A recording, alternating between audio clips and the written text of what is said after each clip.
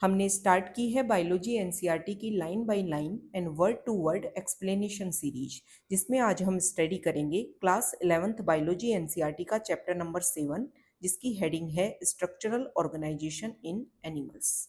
तो चैप्टर को स्टार्ट करने से पहले हम समझ लेते हैं कि इस चैप्टर में हम किन किन पॉइंट्स के बारे में स्टडी करेंगे। इस चैप्टर में हम पढ़ेंगे ऑर्गन एंड ऑर्गन सिस्टम के बारे में और फिर लास्ट में पढ़ेंगे फ्रॉग्स के बारे में। चैप्टर को स्टार्ट करने से पहले मैं आपको कुछ बेसिक पॉइंट बताऊंगी ताकि इस चैप्टर को समझने में आपको आसानी हो सके। और अगर आपने इस वीडियो को लास्ट तक देखा तो आपके बहुत सारे बेसिक कॉन्सेप्ट जो हैं वो क्लियर हो जाएंगे। सबसे पहले तो आपको ये पता होना चाहिए कि जो लिविंग ऑर्गेनिज्म होते हैं वो मिनिमम एक सेल का बना होना चाहिए। अगर लिविंग ऑर्गेनिज्म एक सेल का बना है तो उस ऑर्गेनिज्म को हम बोल देंगे यूनिसेलुलर ऑर्गेनिज्म, और अगर ऑर्गेनिज्म एक से ज्यादा सेल का बना है तो उसको हम बोल देंगे multi cellular organism. Second point आपको यह समझ में आना चाहिए, चैप्टर की हेडिंग में वर्ड दे रखा है एनिमल्स। तो ये एनिमल्स कौन होते हैं? देखो बच्चों, इस अर्थ पर जितने भी लिविंग ऑर्गेनिज्म हैं उन सबको 5 किंगडम में बांट रखा है। ये जो 5 किंगडम के नेम है ये आपको ध्यान में रखने हैं। एक kingdom Monera, protista, Plantae, fungi and animalia. मतलब जिन एनिमल्स की हम बात कर रहे हैं वो कहाँ पर आएंगे? वो इस एनिमेलिया किंगडम में आएंगे। इनके बारे में यहाँ पर इस चैप्टर में बताया है कि उनकी बॉडी की स्ट्रक्चर में कैसे कैसे क्या क्या प्रेजेंट होगा। थोड़ा सा बेसिक आइडिया अगर मैं आपको बताऊं तो मोनेरा किंगडम जो है उसमें इस अर्थ पर जितने भी प्रोकैरियोट्स हैं वो सारे के सारे इंक्लूड किए गए हैं। प्रोटिस्टा किंगडम में इस अर्थ पर जितने भी यूनिसेलुलर यूकैरियोट्स हैं उनको रखा गया है। और प्लांटी, फंजाई और एनिमेलिया किंगडम में मल्टी सेल्यूलर यूकैरियोट्स को रखा गया है। अब आपके मन में ये क्वेश्चन आना चाहिए कि जब तीनों ही किंगडम प्लांटी, फंजाई और एनिमेलिया में मल्टी सेलुलर यूकैरियोट्स को रखा गया है तो फिर इनके लिए डिफरेंट डिफरेंट किंगडम क्यों बनाए गए? देखो बच्चों, भले ही इसमें जो मेंबर्स हैं वो मल्टी सेलुलर यूकैरियोट्स हैं, लेकिन उनकी जो स्ट्रक्चर होती है उनमें डिफरेंशिएशन होता है। मतलब सारे के सारे मेंबर्स, तीनों किंगडम के मेंबर्स बने हुए तो एक से ज्यादा सेल के हैं, लेकिन उनकी जो स्ट्रक्चर है वो डिफरेंट है। जैसे कि अगर मैं आपको बताऊं तो प्लांटी और फंजाई में जो मेंबर्स होते हैं उनमें जो सेल प्रेजेंट होती है उसमें सेल वॉल प्रेजेंट होती है। प्लांटी के जो मेंबर्स हैं उनमें सेल वॉल जो है वो सेल्यूलोज की बनी होगी, और फंजाई के जो मेंबर्स हैं उनमें सेल वॉल जो है वो काइटिन की बनी होगी। डिफरेंस हो गया। नेक्स्ट डिफरेंस ये है कि प्लांटी में जो मेंबर्स होते हैं वो ऑटोट्रोपिक होते हैं, मतलब अपना खाना खुद बनाते हैं। लेकिन फंजाई के जो मेंबर्स होते हैं वो हेटेरोट्रोपिक होते हैं, वो अपना खाना खुद नहीं बनाते हैं।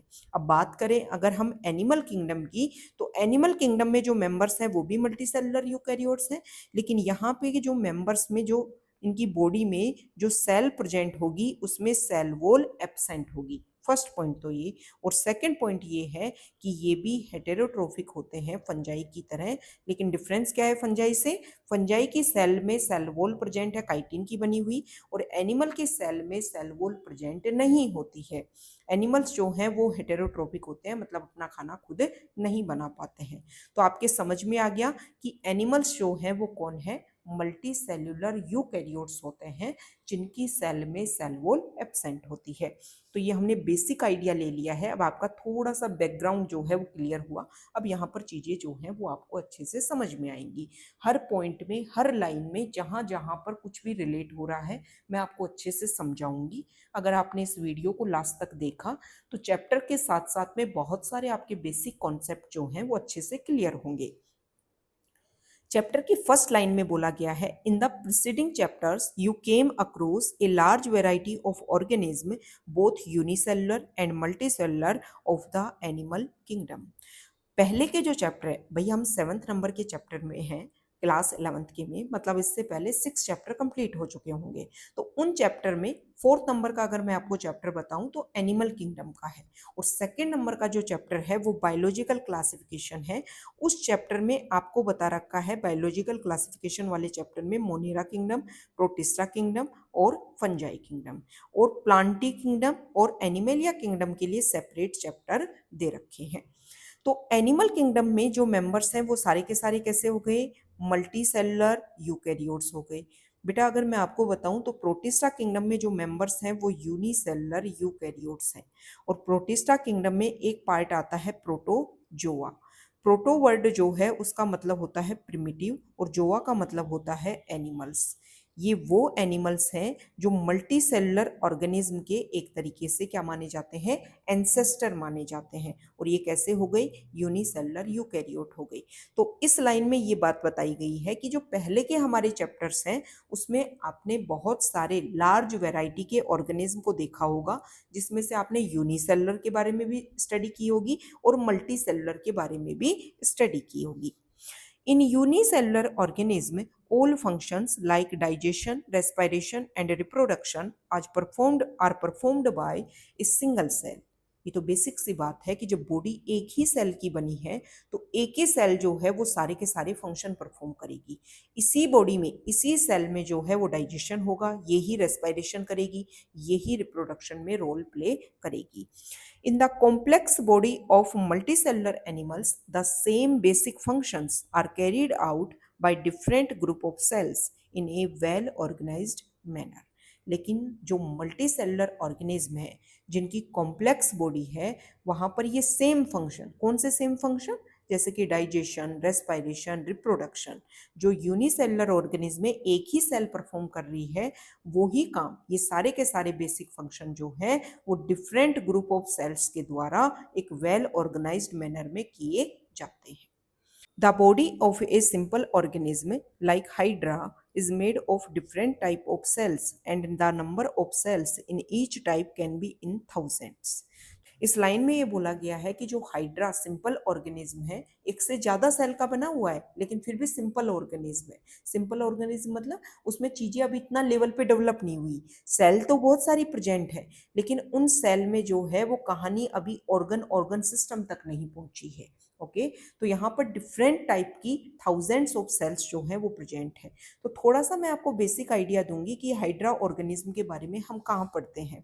देखो, एनिमल किंगडम जो है उसको हम 11 फाइलम में डिवाइड करते हैं और ये जो 11 फाइलम है इसमें फर्स्ट नंबर का फाइलम आता है पोरीफेरा और सेकंड नंबर का फाइलम आता है सिलेंट्रेटा। सिलेंट्रेटा वही फाइलम है जिसको निडेरिया के नाम से भी जानते हैं और इसी फाइलम का मेंबर है हाइड्रा। तो ये हाइड्रा ऑर्गेनिज्म जो है वो भले ही मल्टी सेलुलर यूकैरियोट्स ऑर्गेनिज्म है लेकिन यहाँ पर अभी सेल्स में इतना कोऑर्डिनेशन डेवलप नहीं हुआ कि यहाँ पर ऑर्गन एंड ऑर्गन सिस्टम जो है वो डेवलप हो सके। ये ऑर्गन एंड ऑर्गन सिस्टम की मैंने बात क्यों की, इसलिए बात की बच्चों कि जो 5 किंगडम है इसमें मोनेरा में तो जो मेंबर्स हैं वो सारे के सारे प्रोकैरियोट्स हैं, एक ही सेल के बने होंगे। प्रोटिस्टा में जो मेंबर्स हैं वो यूनिसेलुलर यूकैरियोट्स हैं, मतलब एक ही सेल के बने होंगे। जो प्लांटी, फंजाई और एनिमेलिया में एक से ज्यादा सेल के बने हैं लेकिन इनमें भी कोऑर्डिनेशन जो है वो धीरे धीरे डेवलप हुआ। जैसे कि अगर हम बात करें तो फंजाई में जो मेंबर्स हैं वो भले ही एक से ज्यादा सेल के हैं लेकिन इनमें जो कोऑर्डिनेशन है वो सिर्फ टिश्यू लेवल तक डेवलप हो पाया। उसके बाद में अगर हम बात करें तो प्लांटी ग्रुप के जो मेंबर्स हैं उनमें कोऑर्डिनेशन जो है वो मैक्स टू मैक्स ऑर्गन तक डेवलप हो पाया, मतलब सेल्स ने मिलकर के टिश्यू बना लिया और फिर टिश्यू ने मिलकर के ऑर्गन बना लिया। कहाँ तक, प्लांटी ग्रुप तक। एनिमेलिया एकमात्र ऐसा किंगडम है जिसमें कहानी जो है वो ऑर्गन सिस्टम तक डेवलप हुई है। ऑर्गन जो है वो तो प्लांटी में भी देखने को मिलते हैं लेकिन ऑर्गन सिस्टम जो है वो सिर्फ और सिर्फ एनिमेलिया किंगडम में देखने को मिलता है। ये बात आपको ध्यान में रखनी है। नेक्स्ट लाइन है, the human body is composed of billions of cells to perform various function. हमारी जो ह्यूमन बॉडी है उसमें बिलियंस ऑफ सेल्स प्रेजेंट है। ये इंपॉर्टेंट लाइन है, ये आपको ध्यान में रखनी है। कई बार बहुत सारे एग्जाम होते हैं जिनमें क्वेश्चन में स्टेटमेंट देकर के पूछ लिया जाता है और स्टेटमेंट जो है वो डायरेक्टली एनसीईआरटी से उठाए जाते हैं। तो आपको पता होना चाहिए कि ह्यूमन बॉडी जो है उसमें सेल्स कितनी प्रेजेंट है, बिलियंस ऑफ सेल्स प्रेजेंट है। इस वर्ड को, बिलियंस वर्ड को रिप्लेस कर दिया जाएगा मिलियंस वर्ड से, तो स्टेटमेंट जो है वो गलत हो जाएगा। अब क्वेश्चन ये है कि ये जो सेल्स जो इतनी सारी प्रेजेंट है ना वो कैसे एक साथ मिलकर के काम करती है। As you have already learned in your earlier classes, in multicellular organism a group of similar cells along with intercellular substances perform a specific function, such an organisation is called a tissue. तो यहाँ पर tissue की definition दे रखी है। आपको ध्यान में रखना है कि सिमिलर सेल्स जो है वो इंटरसेलुलर सब्सटेंस के साथ में मिलकर के जब एक स्पेसिफिक फंक्शन परफॉर्म करती हैं तो उसको बोल देते हैं टिश्यू। ऐसी जो है वो कहानी होती है। ऐसे सेल्स प्रेजेंट होंगी। और सेल्स कैसी होंगी? सिमिलर सेल्स, मतलब इनका ओरिजिन जो है वो सेम होगा और इन सेल्स के बीच में इस तरीके से इंटरसेलुलर सब्सटेंस जो है वो भरा हुआ हो। तो ये जो मिलकर के जो स्ट्रक्चर बनेगी ना, उसको क्या बोल देंगे? उसको बोल देंगे टिश्यू। ये पूरा क्या हो जाएगा? ये टिश्यू हो जाएगा। ओके, नेक्स्ट लाइन है, you may be surprise to know that all complex animals consist of only 4 basic type of tissues. कि जितने भी कॉम्प्लेक्स एनिमल हैं, चाहे वो कितना भी कॉम्प्लेक्स लेवल का एनिमल हो, सब में सिर्फ 4 टाइप के ही टिश्यू देखने को मिलते हैं। कौन कौन से होंगे? अगर आपको थोड़ा सा आइडिया हो तो इसमें होगा एपिथेलियल टिश्यू, इसके बाद में अगर हम देखें तो कनेक्टिव टिश्यू और muscular tissue and nervous tissue. तो ये 4 टाइप के टिश्यू जो हैं वो हर एनिमल में देखने को मिलते हैं। These tissues are organized in a specific proportion and pattern to form an organ like stomach, lung, heart and kidney. अब जो भी हमारी बॉडी के ऑर्गन है, चाहे हम एनिमल हैं या अदर एनिमल हैं, उन सब में ये 4 टाइप के टिश्यू प्रेजेंट होंगे। और ये टिश्यू जो है वो स्पेसिफिक प्रोपोर्शन में, मतलब मान लो किसी ऑर्गन में एपिथेलियल टिश्यू ज़्यादा है, किसी ऑर्गन में जो है वो कनेक्टिव टिश्यू ज़्यादा है, किसी में जो है वो मस्कुलर टिश्यू ज़्यादा है, किसी में नर्वस टिश्यू ज़्यादा है। चारों टिश्यू जो है उनका प्रोपोर्शन कम ज़्यादा हो सकता है, लेकिन इस चारों के चारों मिलकर के क्या बना लेते हैं? ऑर्गन बना लेते हैं। नेक्स्ट लाइन है, व्हेन 2 और more organs perform a common function by their physical और chemical interaction they together form organ system. देखो भाई, सेल्स जो हैं, सिमिलर सेल्स का ग्रुप और उनके बीच में इंटरसेल्युलर सब्सटेंस जो है वो फिल हो रखा हो, ये मिलकर के क्या बनाते हैं? टिश्यू बनाते हैं। जब ऐसे ही अलग अलग टाइप के टिश्यू, अभी अपने बताया epithelial tissue, connective tissue, muscular tissue और नर्वस टिश्यू, ये टिश्यू जो है वो चारों मिलकर के पास पास आएंगे तो मिलकर के क्या बना लेंगे? ऑर्गन बना लेंगे। और जब इसी तरीके से वेल ऑर्गेनाइज्ड टिश्यू ऑर्गेनाइज्ड होकर के ऑर्गन बनाएंगे और ऑर्गन जब ऑर्गेनाइज्ड होकर के क्या बना लेंगे? ऑर्गन सिस्टम डेवलप कर लेंगे।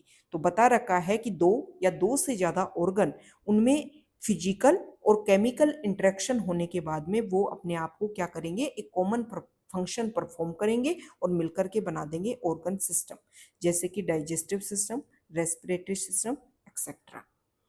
Cells, tissues, organs and organ system split up the work in a way that exhibit division of labor and contribute to the survival of the body as a whole.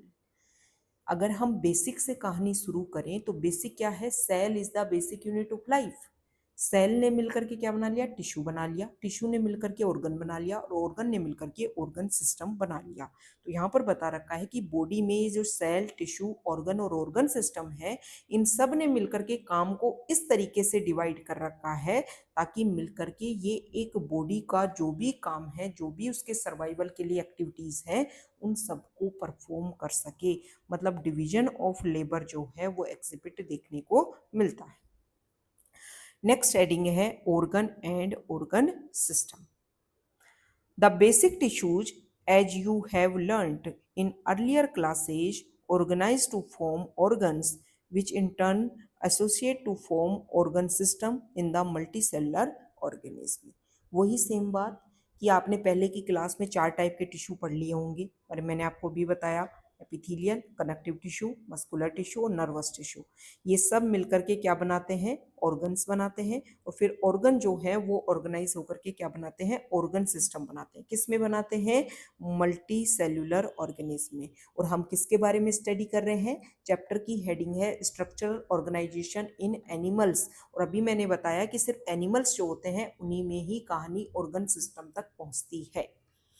Such an organization is essential for more efficient and better coordinated activities of millions of cells constituting an organism. एक organism जो है उसमें millions of cells present होती हैं, तो जब ऐसा interaction develop होता है तो सेल्स जो है वो ज़्यादा एफिशिएंटली काम कर पाती हैं। Each organ in our body is made of one or more type of tissue. हमारा जो ऑर्गन होता है बॉडी का वो या तो एक टाइप के टिश्यू से या फिर एक से ज़्यादा टाइप के टिश्यू से मिलकर के बने होते हैं। For example our heart consist of all the 4 type of tissue. हमारे हार्ट में चारों टाइप के टिश्यू होते हैं, epithelial, connective, muscular and neural tissue. We also notice after some careful study that the complexity in organ and organ system displays certain discernible trend। इसमें ये बताया गया है, थोड़ा सा बेसिक आइडिया अगर मैं आपको दूं तो एनिमल किंगडम में जो मैंने आपको बताया कि 11 फाइलम में हमने इसको डिवाइड कर रखा है, तो इसमें जो फर्स्ट फाइलम है पोरीफेरा और इसमें जो 11 नंबर का फाइलम है कोर्डेटा, अगर उस कहानी तक हम एक सीक्वेंस में चलें तो पोरीफेरा में बेटा सिर्फ सेल्स जो हैं वो एक जगह इकट्ठी होकर के मल्टी सेलुलर ऑर्गेनिज्म बना, लेकिन इन सेल में कोई कोऑर्डिनेशन ज़्यादा नहीं देखने को मिला। हाँ, पोरीफेरा में जो मेंबर्स हैं उसमें ये था कि ये सेल जो हैं वो मिलकर के क्या कर लेंगी, रेस्पिरेशन कर लेंगी, ये सेल जो हैं वो मिलकर के रिप्रोडक्शन कर लेंगी, लेकिन इनमें कोऑर्डिनेशन होकर के ऑर्गन नहीं बना था। जैसे जैसे पोरीफेरा से हम आगे की तरफ बढ़े तो पोरीफेरा के बाद में सिलेंट्रेटा आता है, फिर जो है वो टीनोफोरा फाइलम आता है। इन दोनों में जो है वो चीज़ों में जो मल्टी सेलुलर सेल्स प्रेजेंट थी, जो एक से ज़्यादा सेल्स प्रेजेंट थी, उनमें कोऑर्डिनेशन डेवलप हुआ और टिश्यू बनने लगा।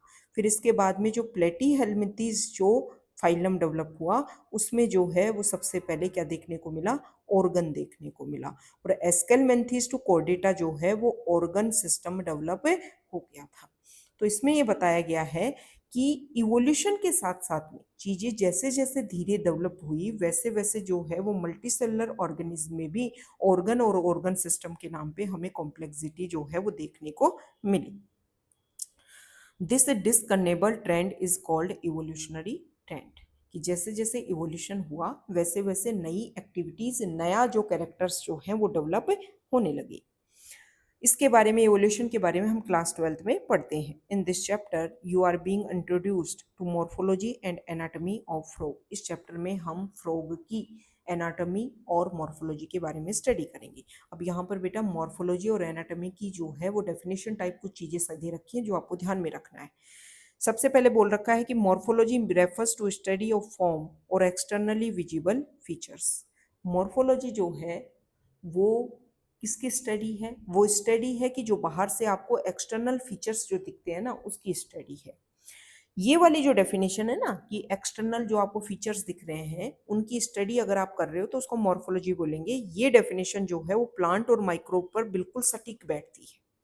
लेकिन अगर हम एनिमल्स के पर्सपेक्टिव में मॉर्फोलॉजी की डेफिनेशन देखें तो वो आएगी, in case of animal this refers to the external appearance of the organ और पार्ट्स ऑफ द बॉडी, कि बॉडी के बाहर से जो भी आपको बॉडी के पार्ट दिख रहे हैं और जो भी आपको ऑर्गन्स दिख रहे हैं उनकी एक्सटर्नल अपीयरेंस को क्या बोलते हैं, मॉर्फोलॉजी बोलते हैं। अब बात आ जाती है एनाटॉमी की। The word anatomy conventionally is used for the study of morphology of internal organs in the study। क्या होता है, एनिमल्स में जो इंटरनल ऑर्गन है उनकी मॉर्फोलॉजी की स्टडी को क्या बोलते हैं, एनाटॉमी बोलते हैं। तो ये लाइन, ये जो डेफिनेशन है वो आपको ध्यान में रखना है। You will learn the morphology and anatomy of frog representing vertebrates। Vertebrates क्या होते हैं समझाऊं थोड़ा सा आपको। अभी आपको बताया कि एनिमल किंगडम जो है उसको 11 फाइलम में बांट दिया। फर्स्ट फाइलम पोरीफेरा है और 11 नंबर का जो फाइलम है वो कोर्डेटा है। कोर्डेटा जो फाइलम है उसको 3 सब फाइलम में बांट रखा है। 3 सब फाइलम कौन कौन से हो गए, यूरोकोर्डेटा, सिफेलोकोर्डेटा और एक हो गया वर्टिब्रेटा। अब ये जो वर्टिब्रेटा सब फाइलम है इसको भी बेटा आगे डिवाइड करते हैं। आप एनिमल किंगडम में एक टेबल आपको दे रखी है, वहां पर आप इसको समझना। वर्टिब्रेटा जो सब फाइलम है इसको पहले 2 डिवीजन में डिवाइड कर रखा है, एक तो एग्नेथा और एक है नेथोस्टोमा। एग्नेथा वो पार्ट है, वो मेंबर्स हैं जिनमें जो एब्सेंट होता है और नेथोस्टोमा में वो आएंगे जिनमें जो प्रेजेंट होता है। नेथोस्टोमा जो है उसको भी हमने किस में डिवाइड कर रखा है, 2 सुपर क्लास में डिवाइड किया है। और ये जो 2 सुपर क्लास हैं इसमें आती है, एक तरफ आ जाएगी आपकी पाइसीज सुपर क्लास जिसमें फिसेज आएंगी, ठीक है, और एक तरफ आ जाएगी आपकी टेट्रापोडा क्लास जिसमें एक आएगा आपका एम्फीबिया, और एम्फीबिया में ही कौन आते हैं, फ्रॉग आते हैं, जिसके बारे में हम इस चैप्टर में पढ़ने वाले हैं।